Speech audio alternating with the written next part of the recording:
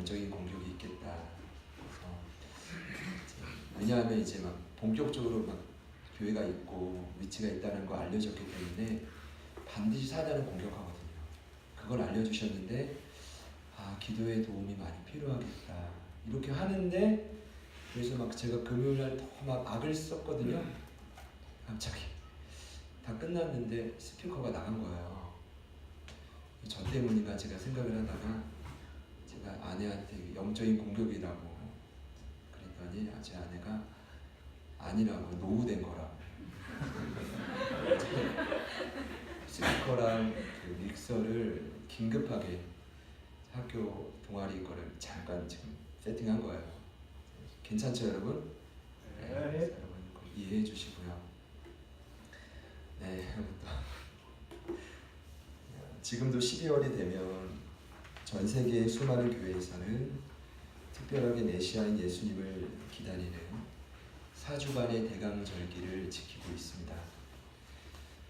저희들도 이 땅에 유일한 메시아, 즉 왕이신 예수님을 만나기 위해 이 대강절을 정하고 다른 때보다 더 집중하고 있어요. 예수님 만나기를요. 그런데 막상 여러분도 한 주간 느끼셨겠지만 삶의 현장에서는 예수님을 막 기다리고 기대하고 마음을 지킨다는 것이 쉽지가 않아요. 참 아이러니하죠. 12월에 그 어느 때보다 더 집중하는데 더 안 되는 것 같아요. 이걸 단순히 영적인 공격으로만 봐야 되는가?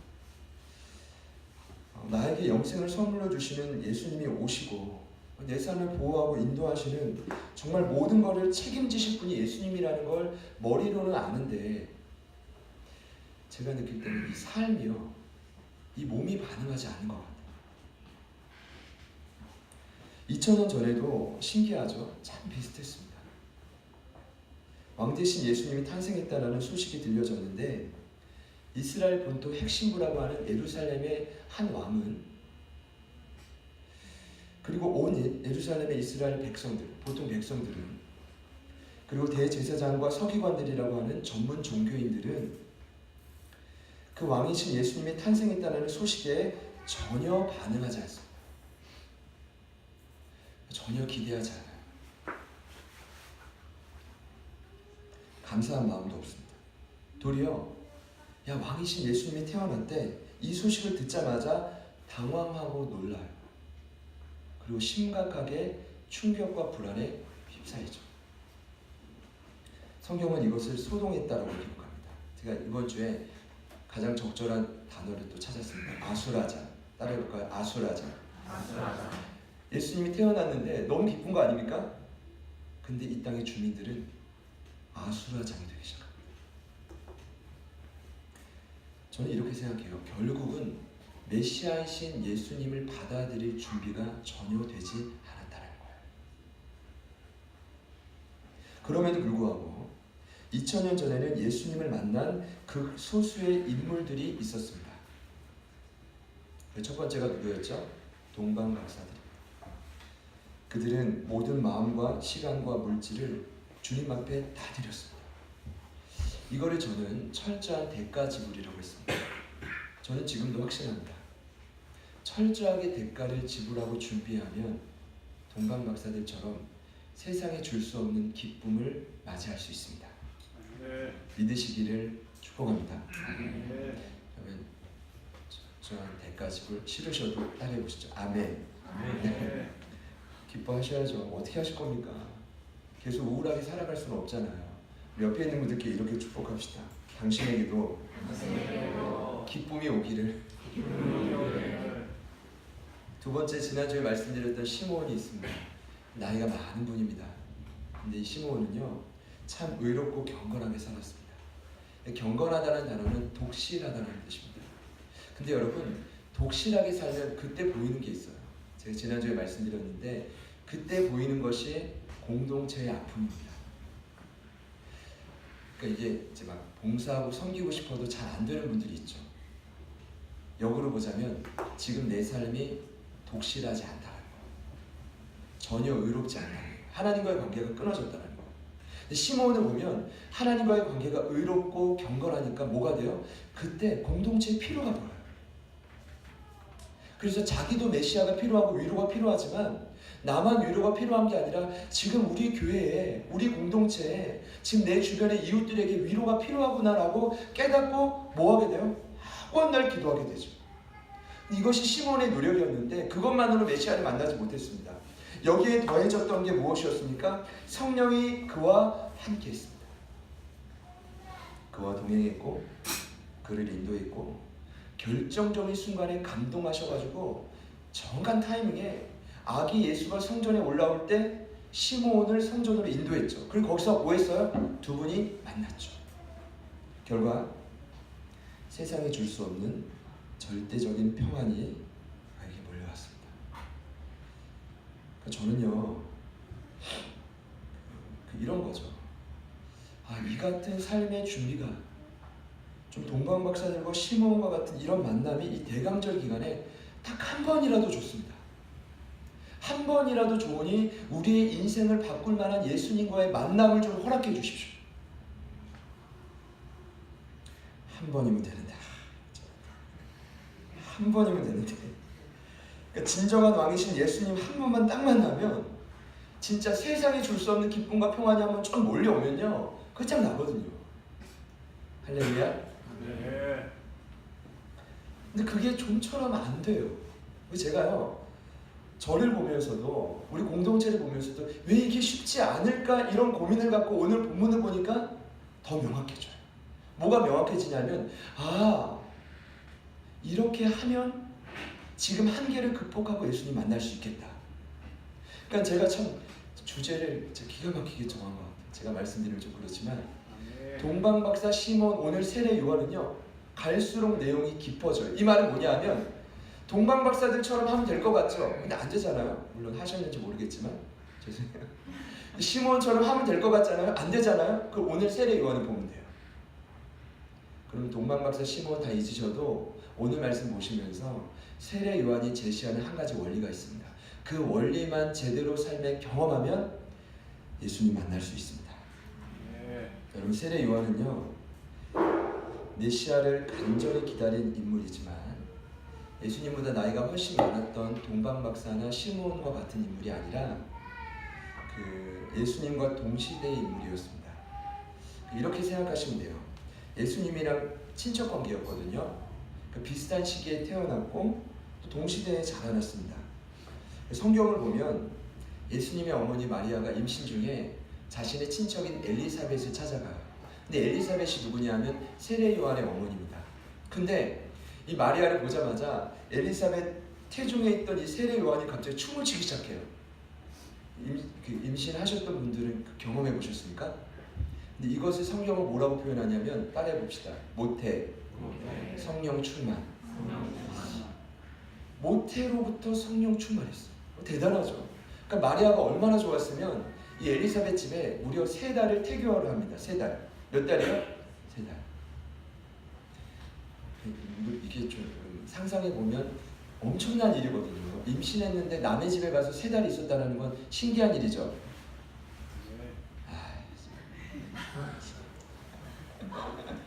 오늘 작정하고 오셨습니까 오늘? 자, 저를 따라해서 입술을 한번 이렇게 입을 움직여 보세요. 3달은 큰 일일까요? 적은 일일까요? 임신한 여인이 그냥 어느 집에 가가지고 3달 있을 수 있을까요?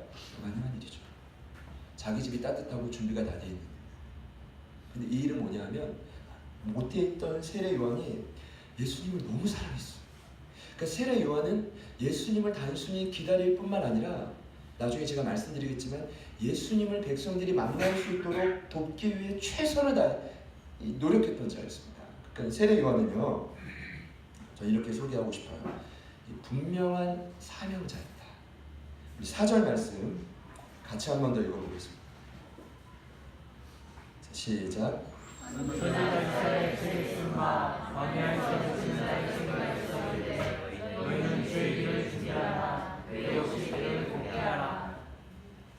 아멘. 세례 요한이 태어나기 700년 전 선지자였던 이사야는 세례 요한을 이렇게 말합니다. 광야에 외치는 자의 소리. 근데 이 세례 요한이 할 일을 말하고 있죠. 그의 길을 준비한다. 그의 오실 길을 곧게 한다. 이것이 세례 요한의 사명이었습니다. 한마디로 세례 요한이 이 땅에 태어난 이유가 뭐예요? 그의 오실 길을 준비하고 곧게 하는 것입니다. 그러면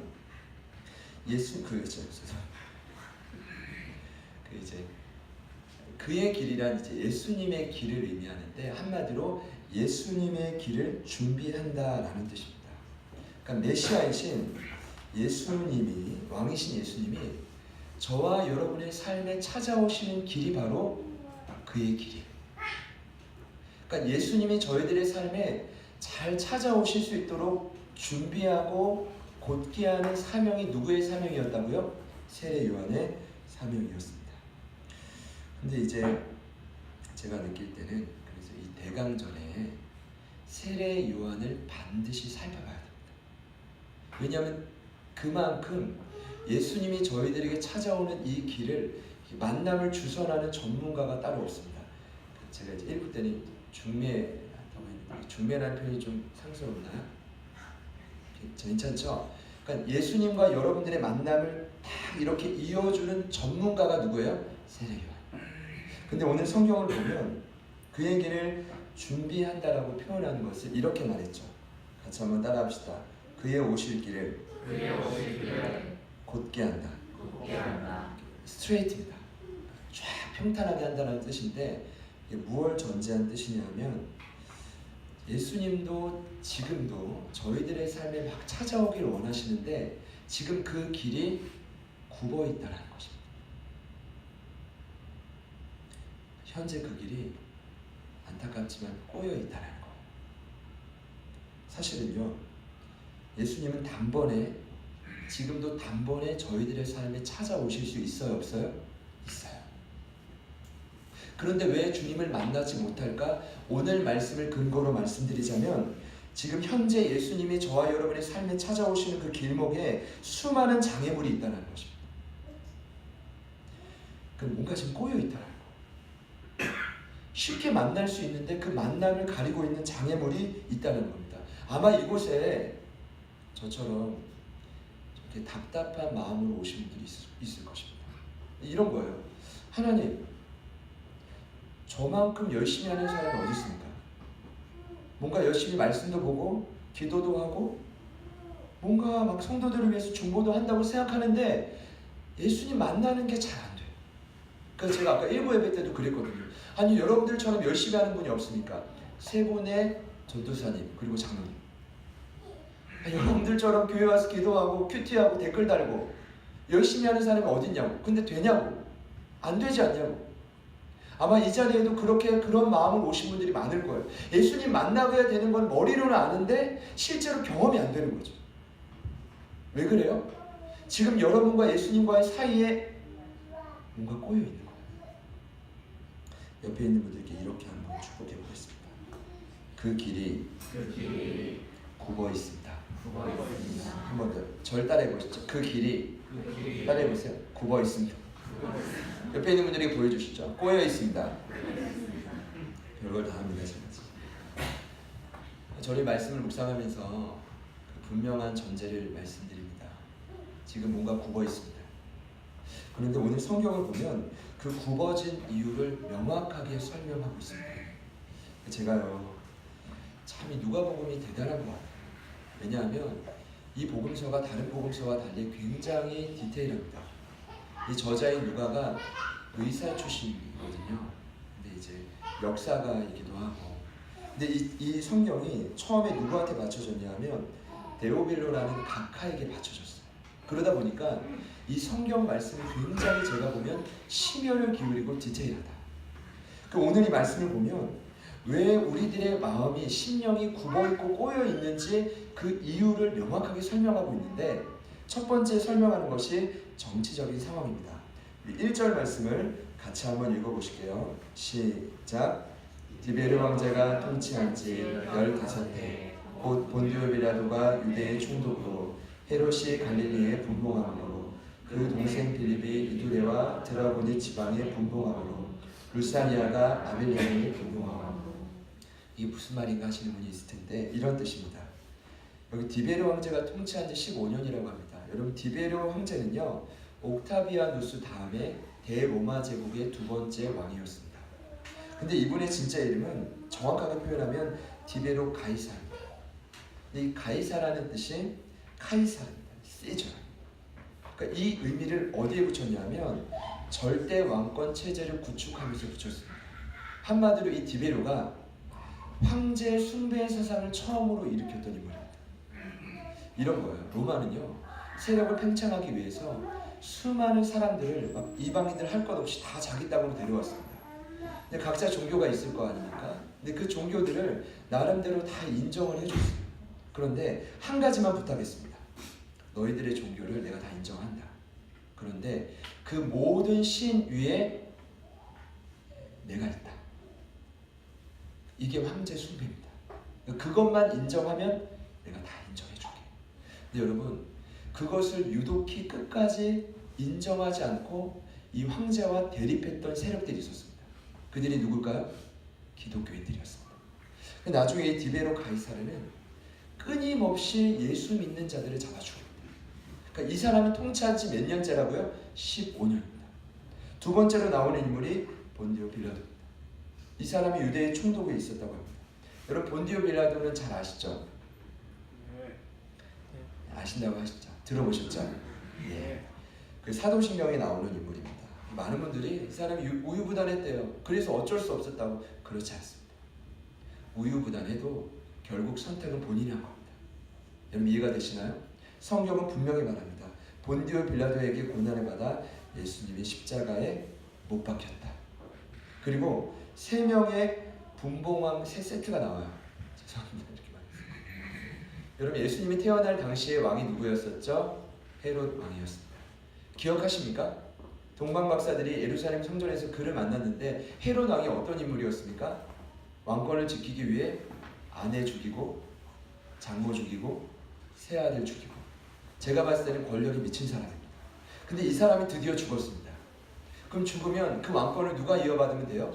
아들 헤롯 안티파스. 그런데 이 아들만 권력에 욕심이 있고 미친 게 아니라 그 친척들까지 미쳤습니다. 그들이 누구냐면 오늘 함께 등장하는 빌립과 루사니아입니다. 그래서요 이 이스라엘 나라가 3나라로 쪼개집니다. 그래서 3지역을 각각 다스리는 왕을 저희는 분봉왕이라고 하죠. 여러분 설명이 너무 명쾌하죠? 네. 명확하지 않습니까? 그러니까 북쪽 갈릴리는 누가 다스렸어요? 헤롯 안티파스인데 헤롯 대왕의 친아들입니다. 그 남쪽 2지역은 빌립과 오늘 보니까 루사니아입니다. 근데 여러분 헤롯 안티파스가 누구냐면 제가 이걸 설명드려요. 세례 요한을 목을 잘라서 죽인 사람이에요. 그러니까 여러분 이 정도 보시면 정치적으로 행복했을까요? 암울했을까요? 암울했죠. 근데 종교적인 상황은 더 심각했습니다. 우리 2절 말씀 한 번 더 같이 읽어보시겠습니다. 시작.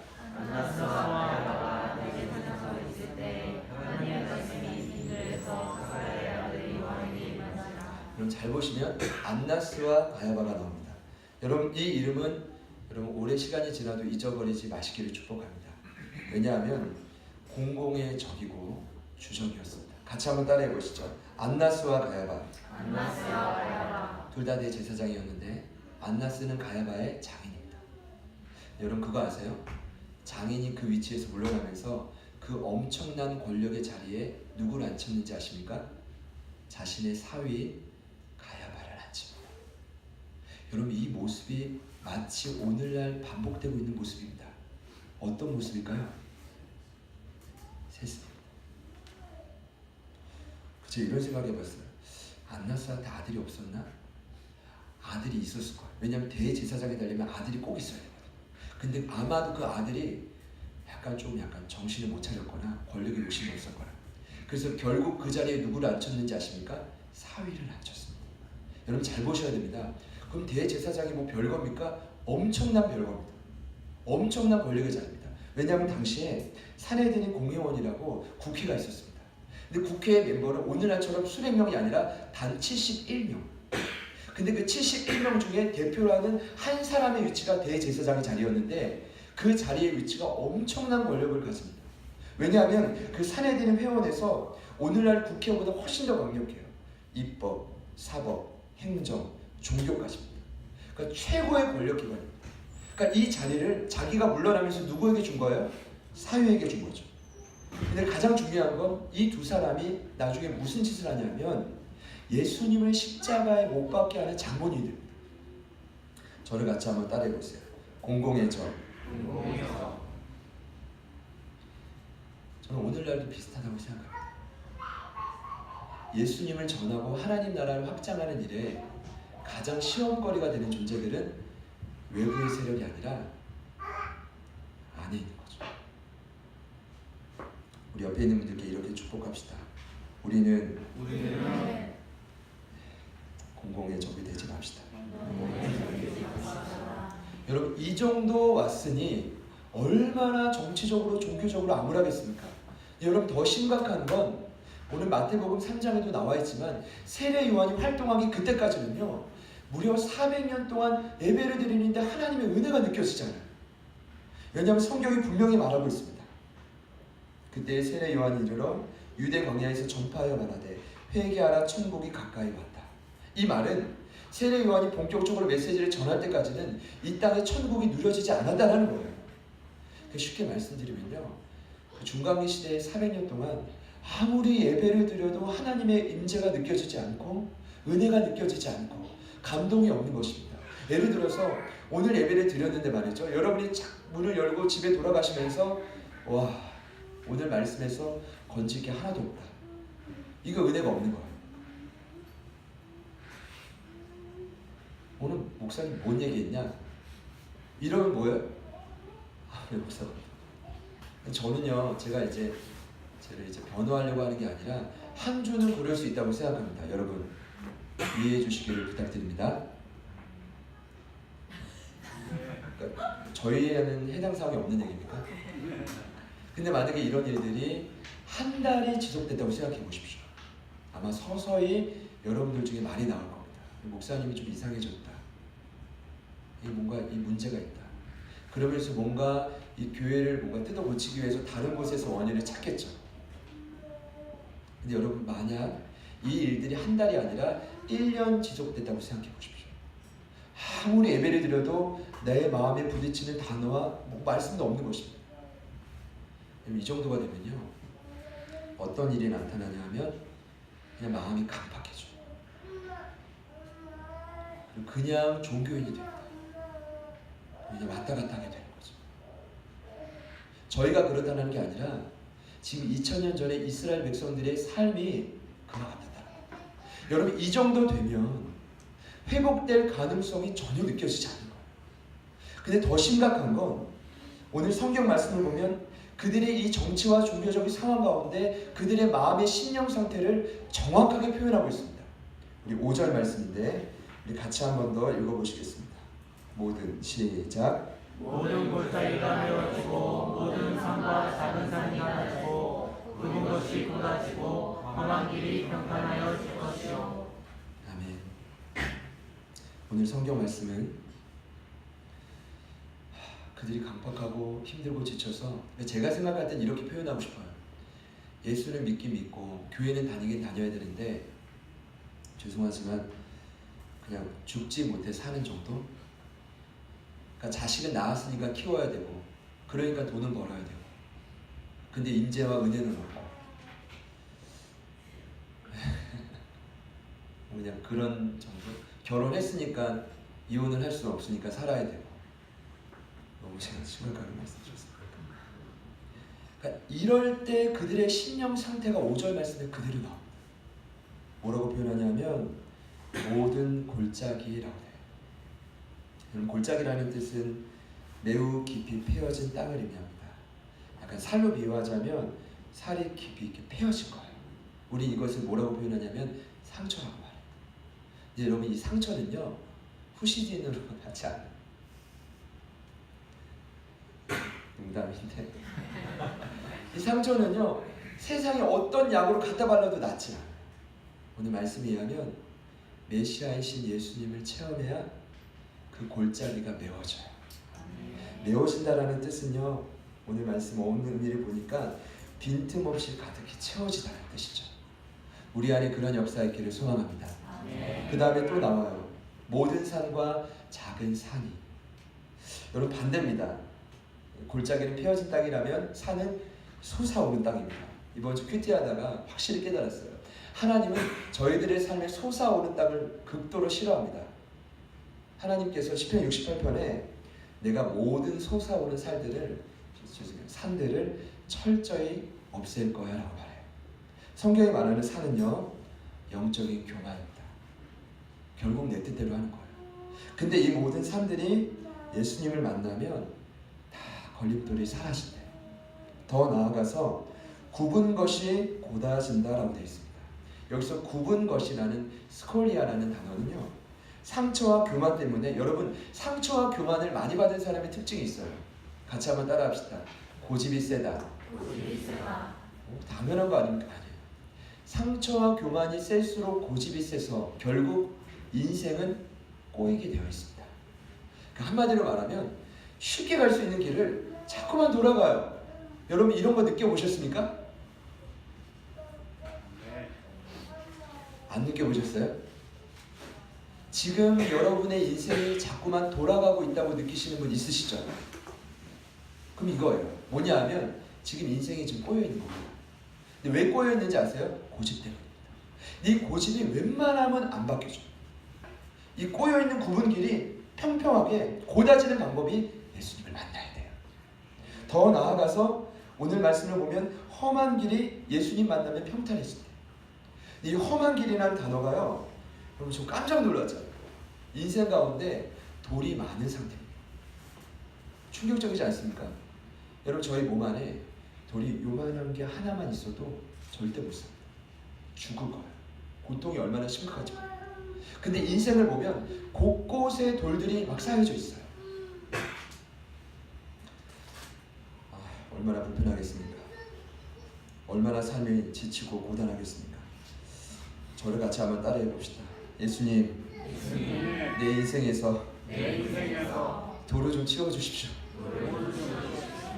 한 번 더. 예수님, 내 인생에서 돌을 치워주십시오. 그러니까 제가 말씀 준비하다가 너무 간절한 소망이 들었습니다. 예수님, 내 마음이 이렇습니다. 예수님, 지금 내 심령이 이렇습니다. 골짜기가 있고 산이 있고 굽어 있고 지금 험한 길이 있는데 나 메시아 예수님 꼭 만나고 싶습니다. 그러고 보니까요, 2000년 전에 그 이스라엘 백성들의 심령 상태나 지금 저희들의 심령 상태가 너무 비슷해요. 그리고 처한 정치적 종교적 상황도 너무 비슷해요. 여러분 이럴 때 저희들이 예수님 만나서 회복되지 않으면 절대 살 수가 없습니다. 근데 오늘 성경 말씀을 보면 그 메시아이신 예수님을 만나는 방법을 딱 한 가지를 세례 요한이 제시하고 있는데 오늘 말씀의 결론입니다. 저를 같이 따라합시다. 회개의 세례. 회개의 세례. 오늘 세례 요한이 이제 정말 굳을 대로 굳어 있고 400년 동안 철저하게 암흑기를 지낸 그 백성들을 향해 회개의 메시지를 선포하려고 광야로 들어갑니다. 그리고 하나님의 말씀으로 강력히 훈련을 받습니다. 그리고 나서 그들 앞에 딱 나타나서 무슨 말을 전하냐 하면 죄 사함을 받게 하는 회개의 세례를 선포합니다. 저는 오늘 말씀의 결론이 여기 있다고 생각합니다. 여러분 말씀을 들으시면서 이렇게 생각하시면 돼요. 나도 세례 받았는데 왜 회개냐? 나 세례 받았는데 왜 회개의 세례냐? 이런 의미입니다. 당시에 그 유대인들도 세례 받았어요. 유대인으로 개종하는 그 이방인들까지도 세례 받고 세례뿐만 아니라 할례도 받습니다. 그리고 심지어 예배 시간에 꼬박꼬박 참석하는 제사도 참여해야 됩니다. 근데 문제는 뭐냐면 세례 받고 할례 받고 제사를 참여한다고 해서 회복이 안 돼요. 어떤 말인지 아시겠어요? 지금 세례 요한이 강조하는 건 야 할례 필요 없어 이거예요. 야 형식적인 제사에 참여하는 거 필요 없어. 지금 너희들에게 필요한 건 세례인데 어떤 세례냐? 진정한 회개를 통과하는 세례를 받으라는 거예요. 쉽게 말씀드리면 예수님을 만나기 위해서 가장 중요한 준비가 뭔지 아세요? 회개하는 겁니다. 회개하는 것입니다.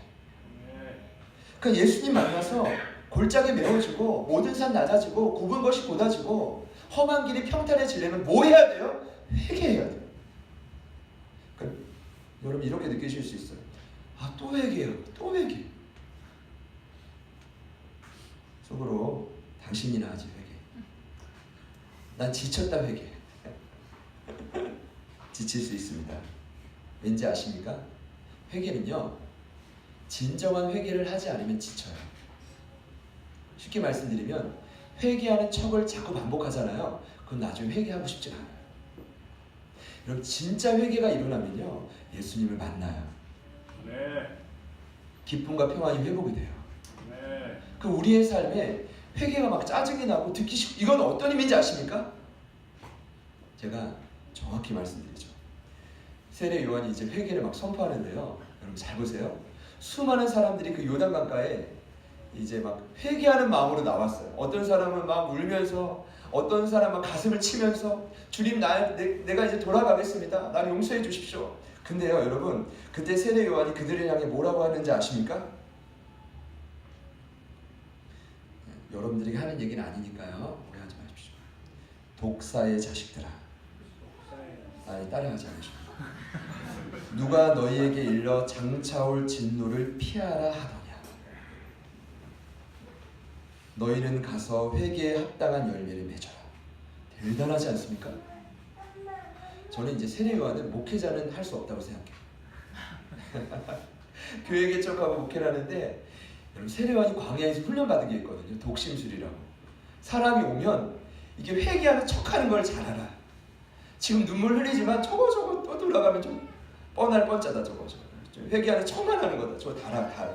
그러니까 직관력이 있다 보니까 저 흉내내는 걸 다 알아요. 그러니까 여기에 세례 요한이 질린 거예요. 지금 400년 동안 이스라엘 백성들이 그거 해왔거든요. 회개하는 척, 예배드리는 척, 뭔가 하나님 앞에 헌신하는 척. 이거 하지 말라는 거예요, 세례 요한. 진정한 회개를 하라는 거죠. 여러분 진정한 회개가 그럼 뭡니까? 제가 그거 말씀드려요. 이번에 새롭게 깨달은 게 있거든요. 진정한 회개는요, 여러분이 걸어가던 삶의 방향에서 돌이키는 것입니다. 네. 하나님이 계획하셨던 방향이 있거든요. 지금 그 방향 말고요. 그 방향으로 여러분의 삶을 돌이켜서 순종하는 것이 회개입니다.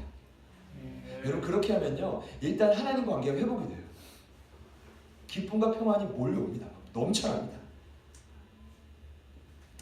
그래, 오늘 말씀 들었으니까 돌아가자, 유턴하자 외친다고 되는 게 아닙니다.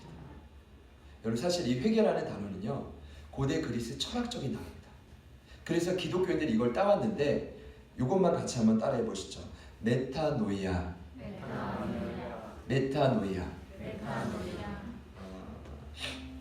메타라는 단어는 뛰어넘다라는 단어고, 노이아라는 단어는 생각이라는 단어입니다.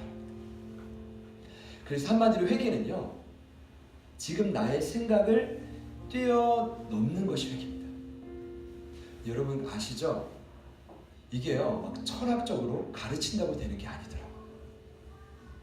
뭐 인문학을 배운다고, 좋은 강의를 드린다고 생각을 뛰어넘을 수 있는 게 아니더라고요. 제가 확실히 깨달았어요. 저와 여러분 안에 있는 오만과 아집과 교만은요, 이게 안 바뀌어져요. 근데 기독교가 말하는 회개는 달라요. 내 힘과 능력으로 생각을 뛰어넘는 게 아니라 성령님의 조명하심과 그 은혜로 뛰어넘습니다. 성령님의 조명하심이 있을 때 무지함이 깨달아지고, 와, 지금 내가 정신이 지금 굳어 있었구나, 내가 지금 잘못 생각하고 있었구나가 깨달아지고 뛰어넘을 힘도 성령님이 주시는 게 기독교가 말하는 회개입니다. 저는 확신합니다. 저와 여러분이 믿는 이 기독교가 회개가 진정으로 가능한 유일한 종교입니다. 이 말은 뭐냐 하면, 예수님을 안 믿으면 절대로 삶의 변화는 없다는 거예요. 그분의 도우심 없이 우리들의 삶의 회개의 역사는 일어나지 않는다는 겁니다. 여러분 철저히 회개하십시오. 세 번째 대강절 주일날 제가 여러분께 드릴 수 있는 축복의 메시지는 이 말밖에 없습니다. 한 번 더 말씀드리겠습니다. 여러분 철저히 회개하십시오. 지금 처한 삶에서 생각 바꾸고 삶의 방향을 바꾸지 않으시면 예수님을 만날 수가 없습니다.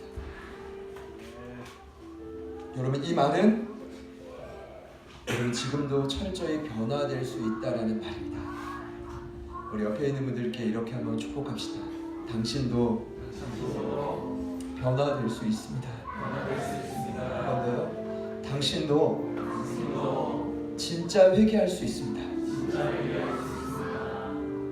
여러분 우리요 이제 막 철하는 건 좀 지치지 않습니까? 흉내 내는 건 지치지 않습니까? 만약 지금 이 앞에 세례 요한이 있다고 생각해 보십시오. 하나님 회개합니다 라고 했을 때 저희들이 보면서 뭐라고 할 것 같습니까? 진심이구나. 아니면 독사의 자식인가. 저는 지금 저와 여러분이 처한 모든 상황과 형편을 주님께서 잘 아신다고 믿습니다. 그렇기 때문에 회개하셔야 됩니다. 그렇기 때문에 회개하셔야 됩니다.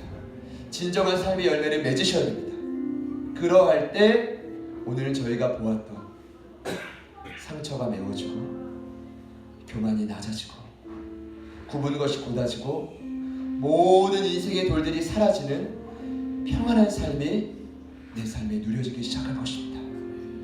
이 시간 우리 주님의 도우심을 간절히 구합시다. 성령님 나를 조명하여 주십시오. 주님의 보혈로 내 더러워진 죄악들, 아직도 깨닫지 못하는 이 무지한 죄악들을 깨닫게 하여 주십시오.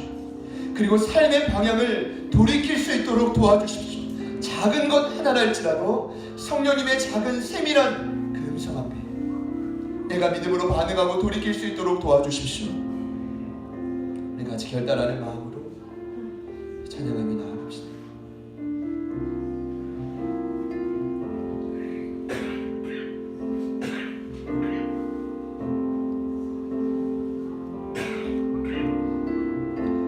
햇살보다 밝게 빛나는 주의 영광, 모든 어두운 물리치네. 누구도 주 앞에 다가설 수 없네. 주의 거룩한 보좌 앞에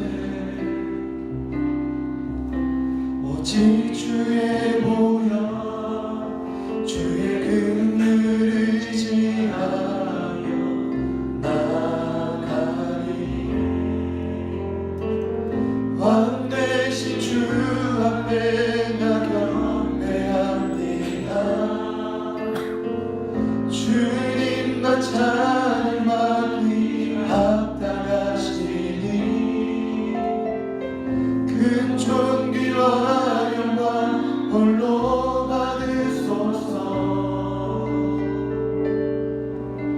오 주 앞에 나 나아갑니다.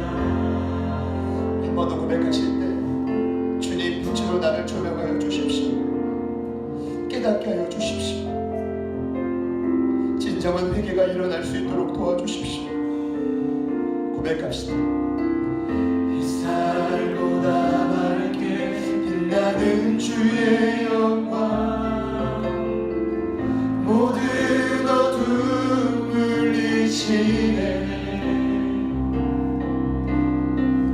누구도 주 앞에 나가설 수 없네. 주의 거룩한 보좌 앞에 오직 주의 보혈, 주의 긍휼을 의지하여 나아가리.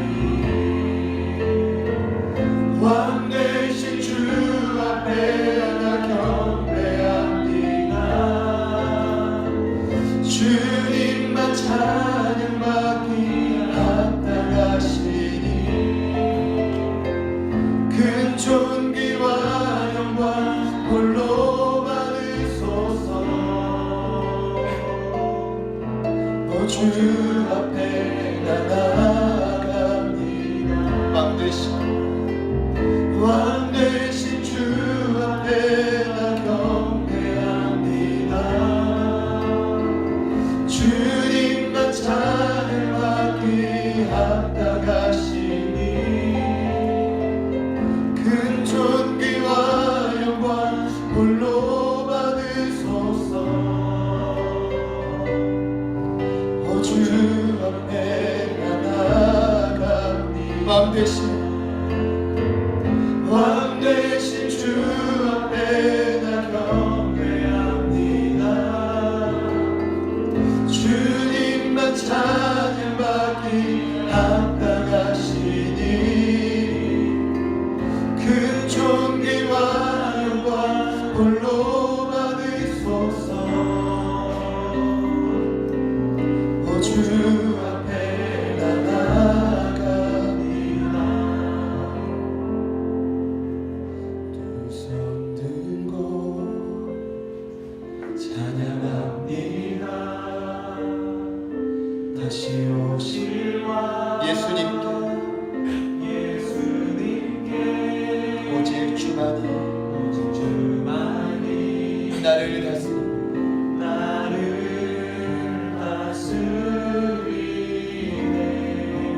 두 손 들고 간절한 마음으로 고백합시다.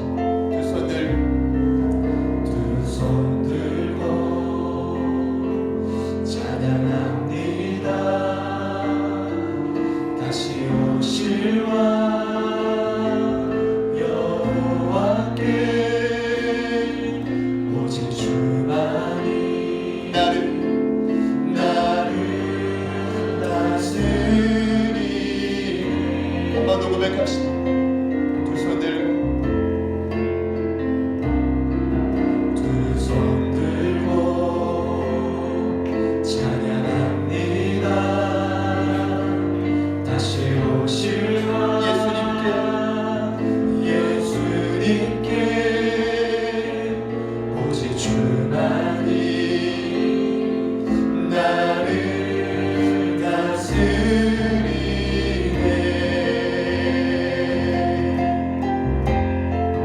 나 주님만을 섬기리. 헛된 마음 버리고 성령이여 내 영혼 충만하게 하소서. 나 주님만을 섬기리.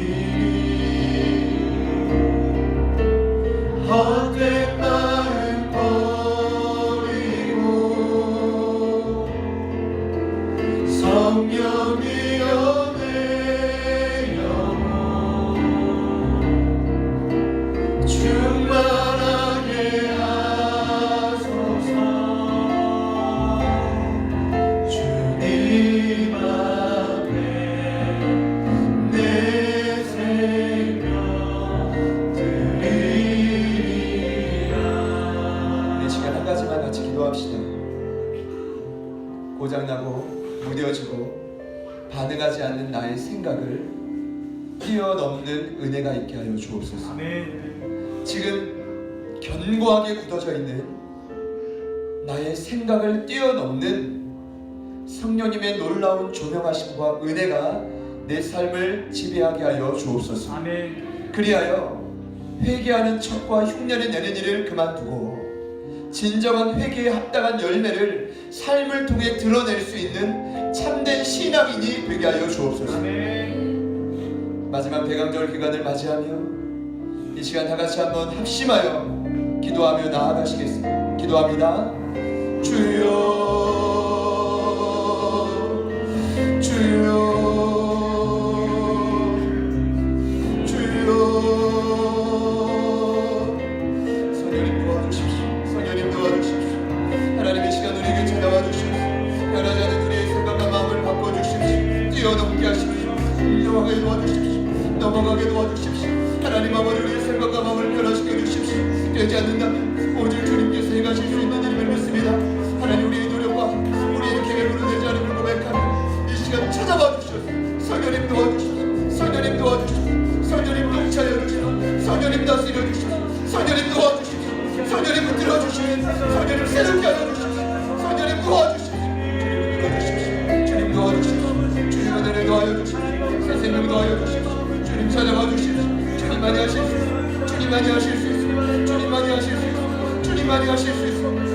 도와주십시오. 성령님 도와주십시오. 진정한 회개가 우리의 삶에 나타나게 도와주십시오. 진정한 회개 없다는 열매를 맺게 하여 주십시오.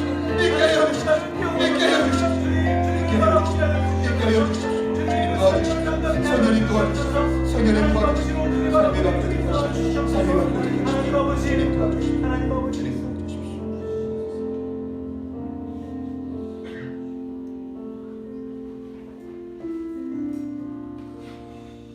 살아계신 하나님, 기독교 신앙의 핵심인 회개를 오늘이 세 번째 대강절 주일 말씀해 주시니 감사합니다. 아버지, 무언가 노력하면 될 줄 알았고 기도하고 성령을 구하면 될 줄 알았는데 저희들의 삶에 아주 세밀하고 은밀하게 타협했던 죄악들을 말씀해 주시니 감사합니다. 아버지, 그것을 해결하지 않고서는 결단코 주님을 만날 수 없음을 알게 하시니 감사합니다. 우리보다 더 위대하시고 견고하신 주님 앞에 저희의 고집을 내려놓고 저희의 변함지 않는 이 생각을 맡기고 뛰어넘을 수 있는 은혜를 이 마지막 대강절 기간 허락하여 주옵소서. 이제 저희가 또 삶에 흩어져 그 현장에서, 직장에서, 가정에서 우리의 삶을 대할 때, 마주할 때 여전히 반복됐던 죄악들로부터 우리를 자유케 하여 주시옵소서.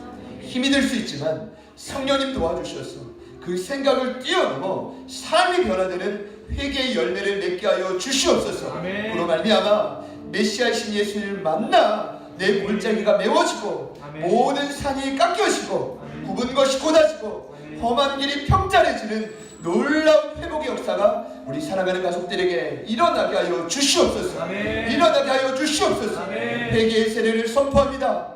우리의 삶에 다시금 회개를 일으켜 주옵소서. 일하시는 주님을 찬양합니다. 예수님의 이름으로 기도드립니다.